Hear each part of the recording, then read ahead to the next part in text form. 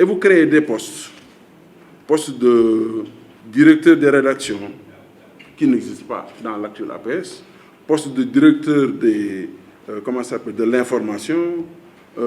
Et puis, vous créez un poste de DAGE, directeur de l'administration générale et de l'équipement.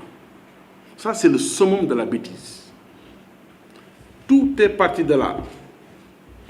On nous dit, oui, vous défendez deux femmes parce que ce sont vos amis. Non, je ne les défends pas parce que ce sont mes amis, je les défends parce que ce sont des travailleurs de l'agence de presse sénégalaise. Et que la note qui les démet est une note illégale. Aussi simple que ça. On part de là, le ministre de tutelle lui donne une injonction écrite pour lui demander de rapporter cette note. Cette injonction écrite est parvenue le 31 décembre. Jusqu'à l'heure où on parle, on n'a pas vu les effets. Mieux, vous vous permettez d'entrer dans le bureau de femmes. On est au Sénégal, surtout de femmes qui sont au travail, dans leur lieu de travail. Vous venez au forceps, vous dites, vous devez les sortir de leur bureau. Ces femmes, elles sont meurtries, elles ont le droit de porter plainte. Cela fait 15 jours qu'il y a une plainte pour voies de fait, violence, etc.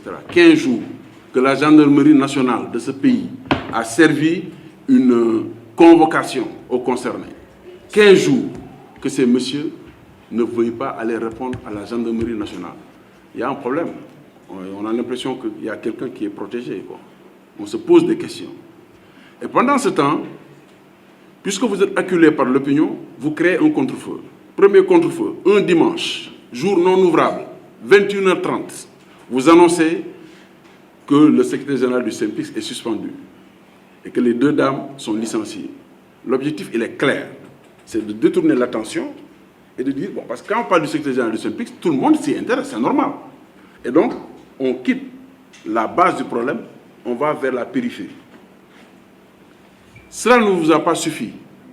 Vous vous levez avec votre avocat, vous cherchez à faire ce qu'on appelle des papiers sur commande, parce que c'est ça la vérité.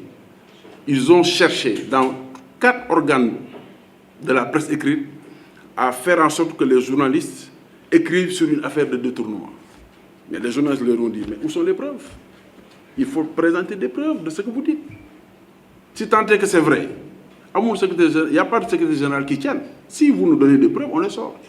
Donc au regard de tout ça, au regard de cette volonté manifeste de ternir l'image du secrétaire général du SYNPICS, au regard de cette volonté manifeste de fouler aux pieds les lois et règlements de ce pays, au regard de cette volonté manifeste de snobber la justice et donc de ne même pas donner du crédit à la gendarmerie nationale, au regard de toutes ces questions, j'ai décidé avec mon avocat, maître Mohamed Bamba Sissé, que vous connaissez certainement, de lui servir moi personnellement une plainte pour diffamation, une plainte pour calomnie et une plainte pour entrave à la liberté du travail.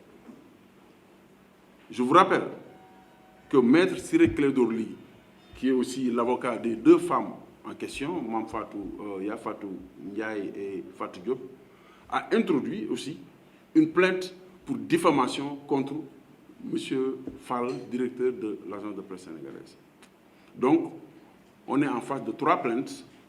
Nous espérons qu'au moins, sur une des plaintes, la justice va faire son travail. Parce qu'un directeur d'une agence n'a aucunement un privilège, disons, de juridiction.